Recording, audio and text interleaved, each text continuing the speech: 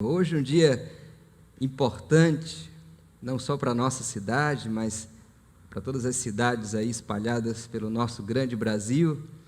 E hoje a gente todos nós tivemos a oportunidade, o privilégio de celebrarmos uma democracia. É óbvio, é claro que uma democracia ainda que usa fraldas, que ainda vai engatinhando ainda no nosso país, mas a gente tem que celebrar ao Senhor pela conquista que nós temos de poder escolher, através do voto, os nossos governantes.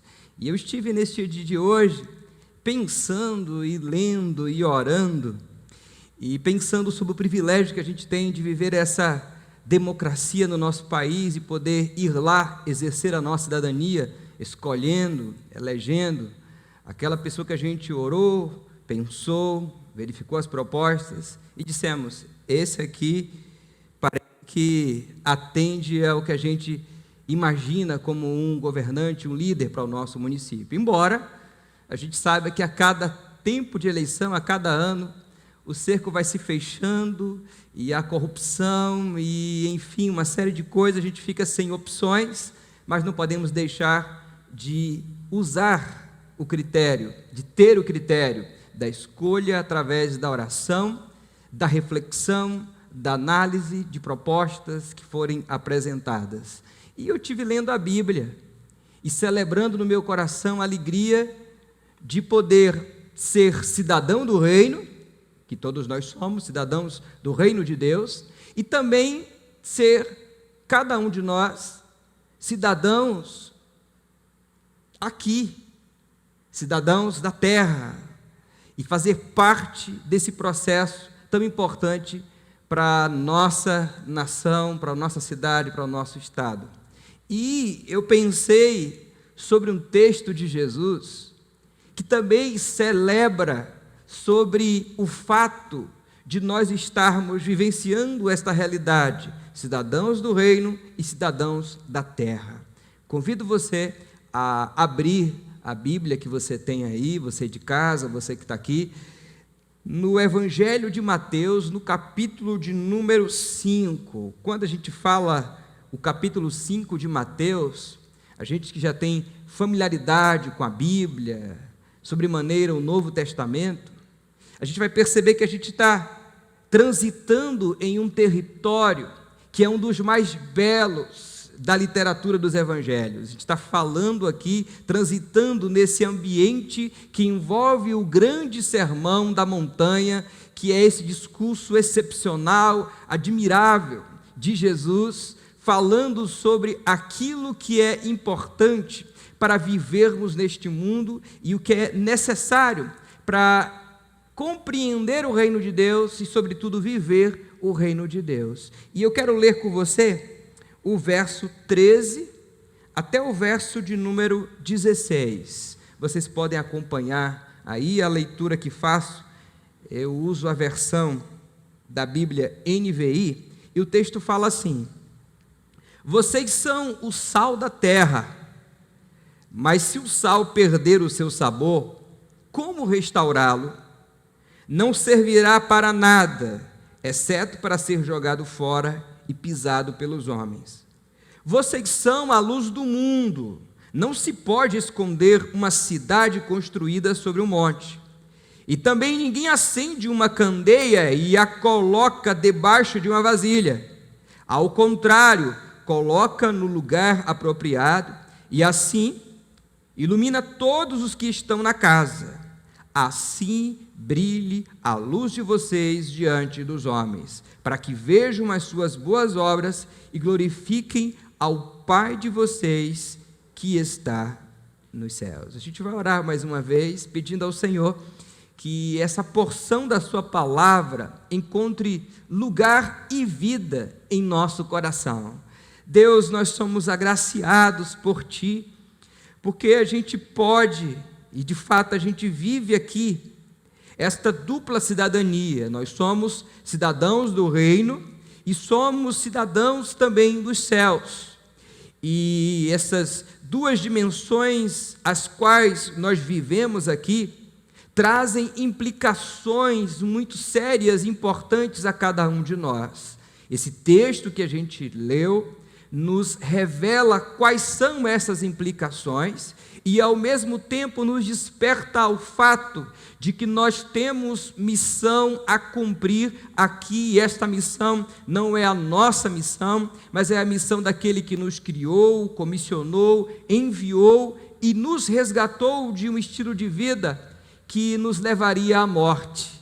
Portanto, Deus, a gente acredita no poder do Teu Espírito Santo, a gente crê nisso, que Ele fala através da Tua palavra, Ele fala aos nossos corações, e neste instante, fala a nós, Espírito Santo, a todos que estão aqui, que de casa acompanham a gente, outros e outras que também irão ler, ver, ouvir, a partir desse texto, o Teu Espírito Santo falar com a gente. Essa é a oração que te fazemos no nome de Jesus Cristo. Amém. Esse é um texto da Bíblia, narrado pelo evangelista Mateus, um dos mais conhecidos de todos e todas que já frequentam uma igreja evangélica, que fazem parte de uma comunidade cristã, protestante, religiosa, até mesmo católica também. Todos nós sabemos esta fala de Jesus, esta fala forte de Jesus, que tem o verbo aqui sendo apresentado no indicativo. Vocês são, vós sois, vocês são a luz do mundo, vocês são o sal da terra. E esta imagem de Jesus dizendo isso, talvez fique na nossa mente pairando: eu sou o sal da terra, eu sou a luz do mundo. Mas uma verdade é que pouco refletimos sobre a ação nossa no mundo como sal da terra e como luz do mundo. Quais as implicações disso? O que é que eu preciso fazer? Quais as responsabilidades que eu tenho? O que é que eu preciso compreender sobre ser sal e luz para pôr em prática na minha vida? E nesta reflexão de hoje, olhando para esse cenário político que a gente vivencia neste dia de hoje, eu comecei a pensar algumas possibilidades de se viver como sal da terra e como luz do mundo, alguns indicativos. E a primeira coisa que eu percebi no texto é que a gente de fato vive como sal e luz do mundo quando nós lutamos em favor da vida. Você já deve ter tido contato com o texto de Gênesis, no capítulo 1, lá no verso 31, quando Deus cria todas as coisas, forma tudo, os animais, separação entre terra e água, e Deus faz todas as coisas que a gente contempla nesse cosmos. Deus diz que tudo era bom. O texto vai dizer: viu Deus que tudo era bom. Algumas versões, viu Deus que era muito bom. Deus viu que era maravilhoso o que Ele criou, toda a vida que Ele trouxe ao caos que era, Ele estabeleceu vida. Quando eu sou luz do mundo, quando eu sou sal da terra, eu luto em favor da vida. E quando eu falo vida, eu, claro, estou falando de duas dimensões de vida. Os gregos, que são mais sensíveis do que nós, eles pensam em palavras diferentes para descrever o sentido de vida. Eles pensam em bios, que é esta vida, que é a estrutura da biologia, essa estrutura física humana, essas coisas que existem. E ele fala também, os gregos dizem, sobre a vida zoe, que é esta vida espiritual, é esta força sustentadora da ação humana, é esta dimensão do transcendente, é essa dimensão espiritual. E o texto que os gregos especificam é para mostrar a força que há em cada uma delas. E nós chamamos de vida todo o contexto em que nós estamos, vida e vida plena e abundante. Eu sou sal da terra e luz do mundo quando eu luto contra tudo que vai de encontro à vida. Quando eu luto pela vida.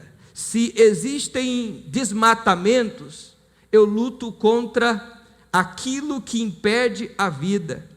Se existe ação de morte, de direitos violados, de seres humanos que não têm dignidade para viver, se existe preconceito, se existe racismo, se existe violência de todas as formas, se existe desigualdade, se existe injustiça, tudo que é um ambiente desagregador da vida, que tira a vida, que desagrega essa vida, separa essa vida plena, isso eu preciso lutar. Eu não posso me calar diante daquilo que vai de encontro à vida. Tudo que vai de encontro à vida ofende o Criador. E como sal da terra e luz do mundo, eu preciso lutar em favor da vida.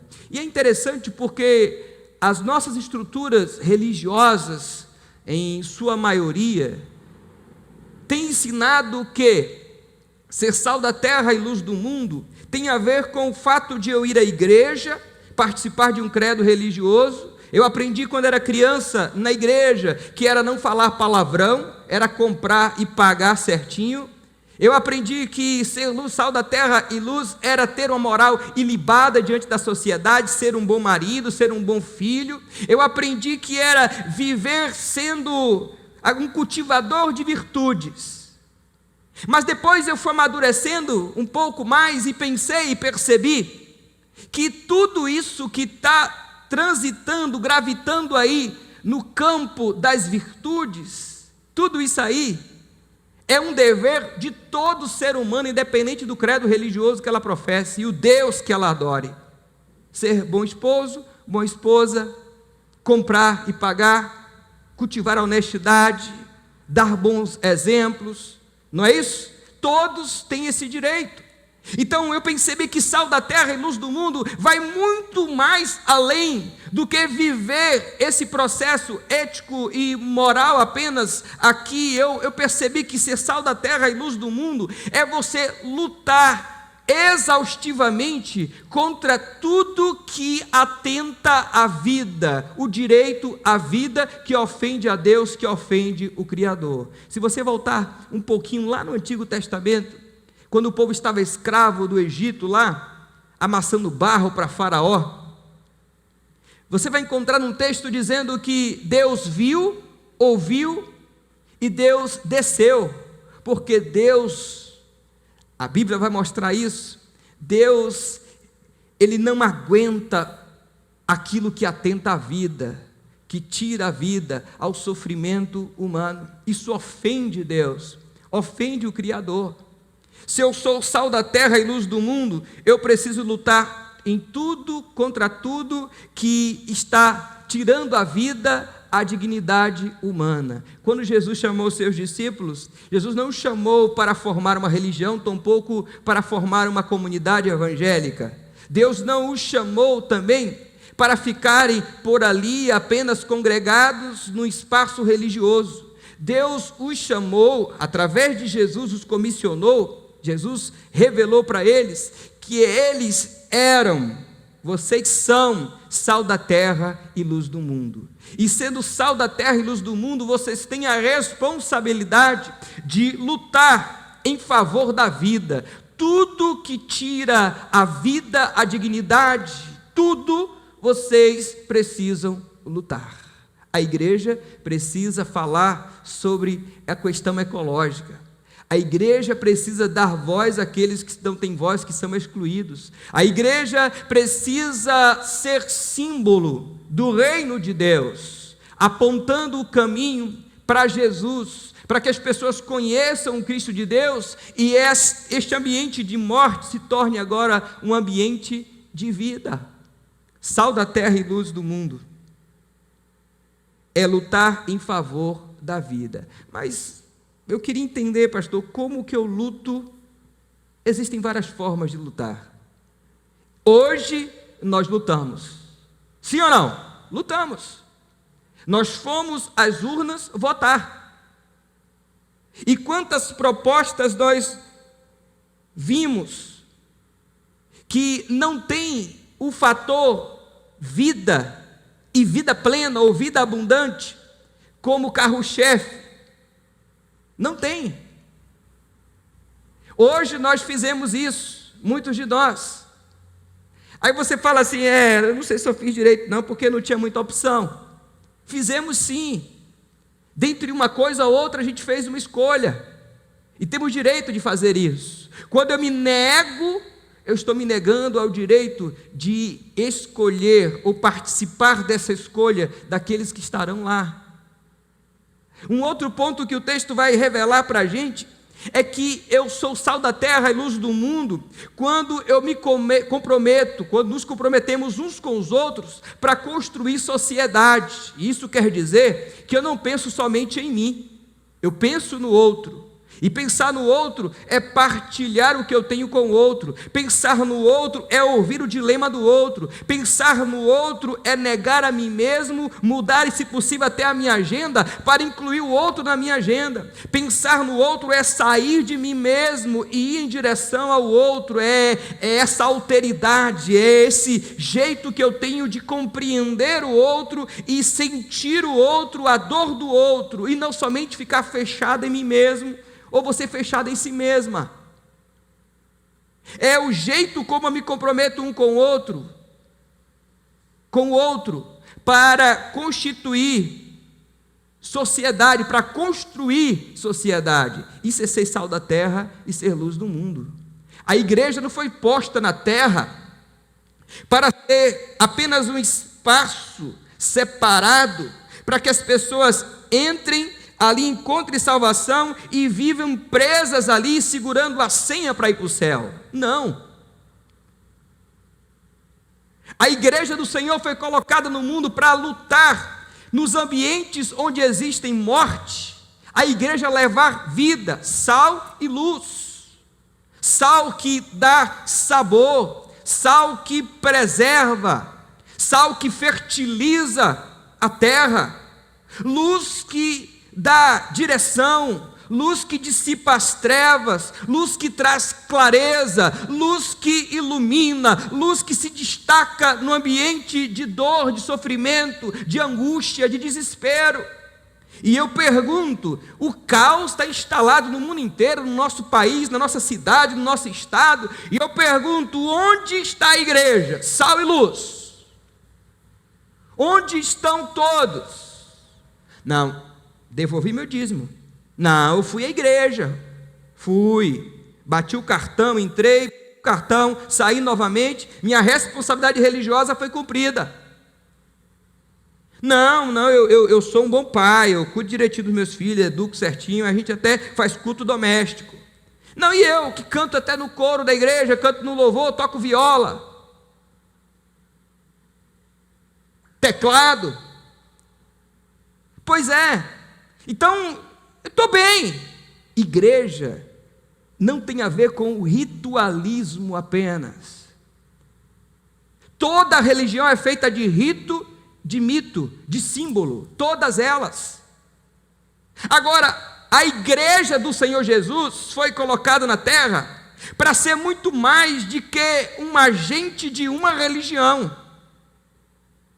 A igreja, a palavra grega eclésia, significa chamados de dentro para fora, com base na compreensão do entendimento da época, em que os moradores da polis, da cidade, eram convocados para a grande ágora, a praça, para discutir assunto da polis, da cidade, para o bem comum. Chamados das suas casas para a praça, lugar público, para construir, se comprometer um com o outro, para construir sociedade. Isso é igreja do Senhor Jesus. E esse termo foi dado aos discípulos, à comunidade dos cristãos que se reunia, para a partir daí dizer, ali está a assembleia, o grupo daqueles que foram chamados para apresentar ao mundo o Evangelho. O que é Evangelho? A boa notícia. Que boa notícia? De que o reino de Deus chegou. Que reino é esse? É o reino de justiça, de paz, é o reino que proporciona a vida, é o reino onde um se compromete com o outro para construir sociedade, e aí vai dissipando um dos males do mundo pós-moderno, que é esse egoísmo, esse egocentrismo, essa coisa muito centrada em mim mesmo, e eu deixo o outro cuidar da vida dele, eu vou cuidar da minha. A minha já está difícil, imagine eu cuidar da vida do outro. Ser sal da terra e luz do mundo tem muito a ver com o jeito como eu me comprometo um com o outro para construir uma sociedade justa, de amor. Percebam o Evangelho de Jesus na comunidade dos primeiros discípulos, a chamada igreja primitiva. Percebam o que eles faziam. O texto vai dizer que eles não tinham necessidade entre eles, porque eles partilhavam o que tinham. Eles colocavam nos pés dos apóstolos e ali eles faziam uma partilha. E não existia desigualdade. Por que isso acontecia? Porque os primeiros discípulos compreendiam que a proposta de Jesus não era uma proposta de viver enclausurados numa comunidade religiosa apenas, mas a proposta de Jesus era que os discípulos, inseridos no mundo como sal e luz, eles mudariam aquele sistema e estrutura do império que oprimia, que apenas favorecia um grupo e o outro não, e dissipava a injustiça. Olha que coisa interessante. Uma terceira coisa que eu quero apontar como possibilidade de compreensão sobre sal da terra e luz do mundo é que eu sou sal e sal da terra e luz do mundo, quando somos expressão visível do reino de Deus. O que significa? O que Paulo disse: não vivo mais eu, mas Cristo vive em mim. Uma comunhão tão extraordinária que se misturam Paulo e Jesus. E a gente não consegue mais saber onde Paulo vai e onde Jesus vai, porque ambos estão ali vivendo esta unidade plena, essa harmonia perfeita, assim como o Pai, Filho e Espírito Santo da Trindade é. Olha, que coisa extraordinária. E a grande pergunta é: eu sou expressão visível do reino de Deus? Quando as pessoas olham para mim, elas percebem o reino de Deus em mim? Quando eu entro no meu trabalho, as pessoas percebem o reino de Deus ali? Eu anuncio a chegada do reino de Deus na minha casa, com a minha família, no meu trabalho, na universidade, na escola, no meu condomínio, no meu bairro, no meu prédio. Porque a igreja tem esta responsabilidade de ser sal da terra e luz do mundo, e isso implica em ser expressão visível do reino de Deus.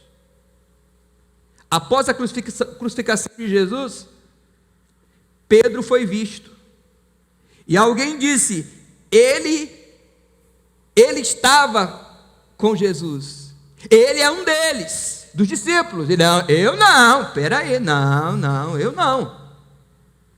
Às vezes a nossa reação é como a de Pedro, a gente não quer ser percebido como discípulo de Jesus no dia a dia, na nossa rotina. Na igreja pode ser, porque na igreja nós somos todos iguais, todo mundo professa a mesma fé, fala a mesma linguagem, não é? Todo mundo se veste até mesmo parecido um pouquinho, está todo mundo dentro do mesmo nível, mesmo ambiente social. Ali dá para eu ser, mas sair dali eu tenho que tirar aquela imagem e viver outra coisa, e dizer assim, separar, como fizeram historicamente: isso aqui é do mundo e isso aqui é de Deus. Isso é sagrado e isso é profano. A igreja é um lugar sagrado, mas aqui não é um lugar sagrado. Ali o pastor, o padre são pessoas sagradas, mas o meu vizinho que bota o som alto não é uma pessoa sagrada. Esse espaço aqui é um espaço sagrado que tem que ter cuidado, que é tudo sagrado, consagrado, tudo. Mas a minha casa, não sei se é, meu trabalho não é um lugar sagrado. Claro que é. Em Jesus todos os lugares são sagrados, todas as pessoas são sagradas, todos os momentos são sagrados. Não existe separação entre vida secular e vida em Cristo Jesus. Nós somos a igreja de Cristo no mundo, sal da terra e luz do mundo. Perceba uma coisa, imaginemos, vamos usar a analogia aqui do sal. Não dá para saber o sal já impregnado.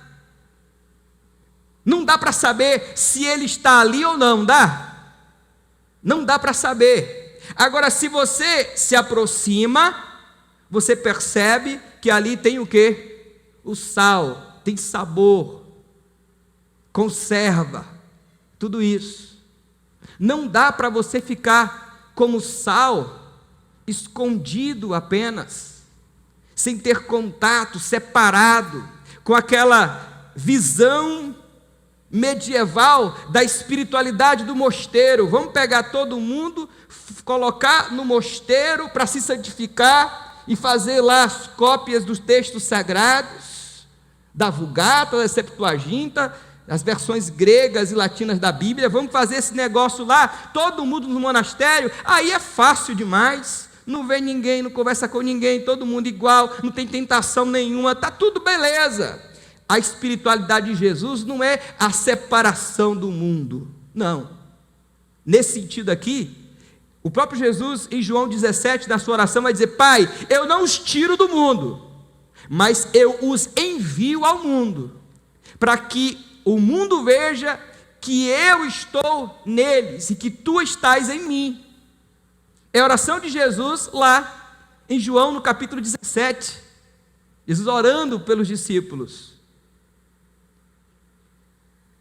Você e eu, como sal e luz, precisamos estarmos inseridos em sociedade, ser expressão visível do reino de Deus. Quando olharem para você, vão enxergar o reino de Deus. Você é um sinal histórico do reino. Olha, o reino de Deus está ali. Mas por que o reino de Deus está ali? Porque eu sou justo, eu partilho, eu sou amoroso, eu amo, eu perdoo. Então o reino de Deus está ali, em mim, na minha prática cotidiana. E por fim, não finalizando o texto, mas apenas do tempo que a gente tem para pensarmos sobre a possibilidade de sal e luz aqui no mundo, como igreja de Jesus.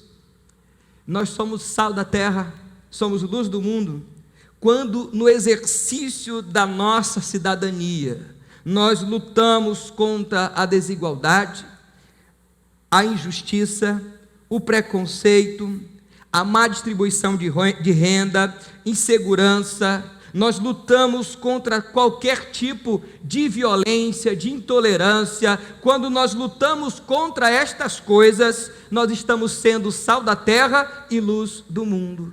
Mas há quem diga que a igreja de Jesus, esta igreja que é apresentada num contexto pós-moderno, que alguns chamam de evangelicalismo moderno e não de cristianismo, esta igreja midiática que está apresentada aí, que as pessoas conhecem, a maioria delas, dizem que esta igreja aí é intolerante, que não é aberta ao diálogo. Dizem por aí. Olha, que visão se tem da igreja? Sal e luz deste mundo. Dizem que além de ser intolerante, dizem que historicamente a gente tem elementos que comprovam isso, principalmente no protestantismo, racismo, sobretudo nas igrejas batistas lá do norte dos Estados Unidos, no movimento onde um pastor batista, o Martin Luther King, lidera um movimento de luta contra o racismo, mas diáconos da igreja eram racistas, possuíam escravos, e enquanto estavam na refeição de mãos dadas, louvando e orando a Deus, agradecendo a Deus pela provisão dada por Deus, e sabe qual era a provisão? Um lote de escravos que foram comprados para as plantações. Esta igreja histórica,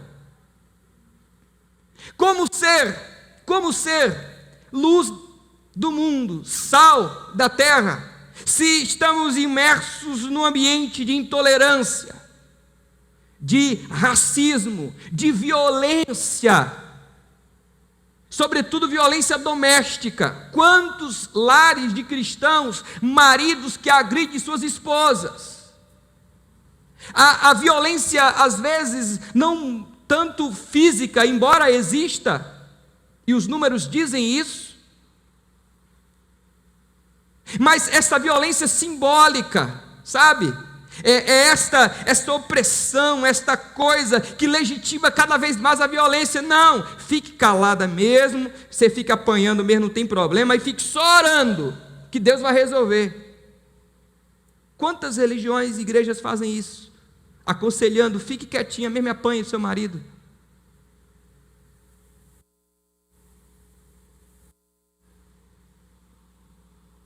Intolerância, racismo, violência simbólica, sobretudo. Eu poderia listar uma série de coisas, de um povo que é igreja, se autoproclama igreja de Jesus, sal da terra e luz do mundo, que a gente viu aqui, que a primeira coisa que nós pontuamos sobre ser sal da terra e luz do mundo, é quando a gente luta por tudo que é desagregador da vida. Tudo que atenta contra a vida, a igreja está lá. Eu fico pensando como a gente reage a temas morais. Se mexer com questões voltadas à homossexualidade, ou, enfim, inflama-se a igreja de um jeito imenso. Mas os temas tão fortes e tão visíveis como pobreza, violência, crianças sendo abusadas, a gente não se mexe, não se move, não causa tanta euforia assim. E eu pergunto, por quê? Porque a criança ali, às vezes não tem ninguém para dar voz a eles.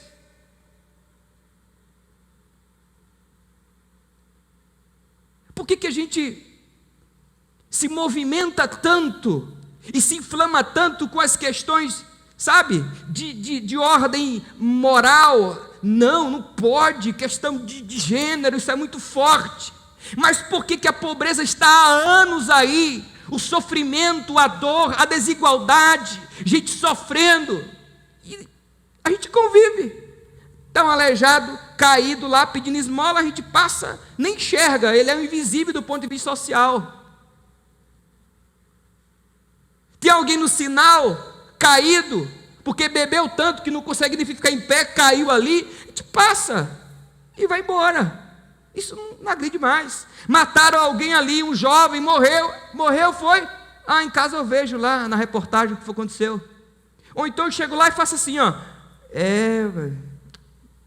esse mundo, né? Tivesse na igreja, não estava acontecendo isso. E cadê a igreja que não foi até ele? É o nosso discurso.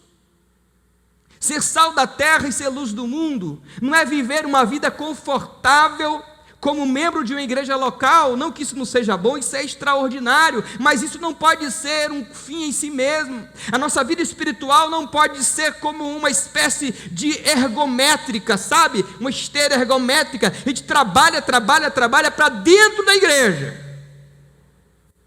Tudo é para a gente. Os filhos nossos, os filhos do crente, tudo é para a gente, mas nada para o outro. Quando foi que você fez uma festa de aniversário e deixou de convidar os seus amigos que têm o mesmo nível social que você e chamou gente que não tem o que comer para celebrar com você? Porque a gente nem pensa nessas coisas, a gente não tem essas ideias, não. Outro dia eu conversei com uma pessoa, achei lindo o que ela fez. Ela falou, gente, meu aniversário, eu quero de presente alimentos. E eu fui lá buscar alimento. E não só doou para o nosso centro comunitário, como para outra igreja e outras pessoas. E foram muitas doações. Olha que atitude linda. Eu tenho tudo, não preciso de nada não. Eu quero alimento, gente. Presente para mim é alimento. venham e tragam aqui. E todos os amigos doaram. Olha que iniciativa linda. A gente começa a pensar focado em nós mesmos. Igreja do Senhor Jesus no mundo, sal da terra e luz do mundo, é para pensar além de nós mesmos, tem a ver com o jeito como nos comprometemos uns com os outros para construir sociedade. A prova disso, eu sei que tem muita gente que depende o seu emprego da prefeitura. E é obrigado a estar lá, trabalhando nas eleições. Mas eu sei também que eu não posso focar a minha vida baseada em mim. Às vezes eu escolho um presidente, um deputado, ou sei lá, um governante desses aí, só porque vai me beneficiar de alguma forma, mesmo sabendo que dentro da estrutura toda dele, o histórico e uma série de coisas, não vai proporcionar vida, e não há preocupação com o outro. Ah, pastor, mas quem é que se preocupa mais com o outro na política? Eu sei, mas dentro das possibilidades que a gente tem que ser analisado, tem que ser pensado, tem que ser visto. Eu tenho que pensar não em mim, eu tenho que pensar no coletivo. É difícil, mundo pós-moderno, pensar no coletivo, dá não. Eu sei que se o meu candidato ganhar, eu tenho 4 anos de emprego, concordo com você, não estou dizendo para você fazer diferente não, mas tem gente que não depende disso, sabe, mas fica focado, faz um voto focado em si mesmo, e não no coletivo. Esse candidato é bom para mim? Esse candidato, essa candidata, esta pessoa é boa, é bom para o país, para o estado, para o município? Eu não quero saber dele, eu quero saber de mim. Isso é só um recorte para a gente perceber como a gente pensa só na gente. É um recorte atual, tá? Não é uma crítica a ninguém que pensou dessa forma, não é. É só um recorte e eu estou usando isso porque é recente, é agora. Mas a gente faz isso em tudo na nossa vida, a gente pensa só na gente, a gente não pensa no outro. A gente pensa em tudo que nos favorece primeiro. Ser sal da terra e luz do mundo, na proposta de Jesus, não é assim que funciona. Então esse texto nos convida a redirecionar o nosso olhar para nós mesmos e redesenhar a nossa caminhada, ressignificar a nossa caminhada como cristão que somos e como sal da terra e luz do mundo. Eu te convido para a gente orar nessa hora. Convido você para a gente fazer uma oração ao nosso Deus e perceber que a nossa luz, ela não é uma luz que vem de nós mesmos. Não é. Nós não somos esses transmissores, uma fonte de transmissão de luz. Não somos. A luz que resplandece é a luz de Cristo em nós. Nós temos hoje no mundo muitos produtores de luzes artificiais. Tem muita gente produzindo luz artificialmente, só que não produz vida, não permanece, não dá fruto, não sustenta, não se firma. Essa não é uma luz artificial. A religião fala de uma luz artificial.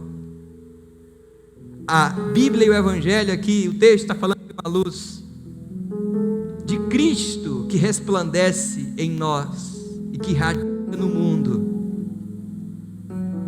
Que você comece a sua segunda-feira dizendo: eu sou luz, eu sou o sal da terra. Que você comece a sua segunda-feira dizendo: ser sal da terra e luz do mundo tem muito a ver com o jeito como me comprometo com o outro para construir sociedade. Ser sal da terra e luz do mundo é lutar contra toda e qualquer fonte de destruição de vida. Ser sal da terra e luz do mundo é ser expressão visível de Cristo. Eu sou a expressão visível de Cristo Jesus. Ser sal da terra e luz do mundo é quando, no exercício da nossa cidadania, a gente usa esse direito que a gente tem, deveres também, é claro, para lutar contra a violência, a intolerância, a injustiça, a pobreza, a desigualdade, a corrupção, a violência em todas as múltiplas formas. Aí sim somos sal da terra e somos luz do mundo. Aí a igreja de Jesus ganha força no mundo. E aí o verso 16, vai dizer: assim brilhe a luz de vocês diante dos homens, para que vejam as suas boas obras e glorifiquem ao Pai de vocês que está nos céus. Não glorifique a você, mas glorifique ao Pai que está nos céus. Toda honra, toda glória, todo louvor, toda exaltação ao Rei dos Reis, ao Senhor dos Senhores, aquele que nos constituiu igreja neste mundo, aquele que disse: você é sal da terra e luz do mundo. Fiquemos aqui todos de pé, você de casa também, ore com a gente. Deus, somos agradecidos ao Senhor por ter nos colocado neste mundo como sal que dá sabor, que fertiliza essa terra, que conserva, e ser luz que dissipa as trevas, que aponta o caminho, que ilumina. Obrigado, Senhor Jesus. Se a gente tem se perdido ao longo desses anos e temos deixado de compreender e viver de fato o que é ser sal da terra e luz do mundo, a gente te pede perdão agora. Eu peço perdão pela minha vida, e eu oro não somente pela minha vida, mas pela vida dos meus irmãos que estão aqui, os que estão em casa também, e eu oro rogando ao Senhor que cuide de cada uma dessas pessoas e que nos ajude a viver de fato como sal da terra e como luz do mundo. Obrigado por este culto, obrigado por este encontro nosso, obrigado porque neste dia de hoje nós tivemos o privilégio de exercer a nossa cidadania, o nosso direito, a escolha, a participar da escolha daqueles que serão governantes do nosso município. Obrigado por esse privilégio, e te agradece por isso, por viver num país que celebra a democracia, Senhor. Muito obrigado por este culto ao Senhor que a gente presta agora, a possibilidade de poder cultuar livremente a Ti. Isso nos alegra muito, Senhor.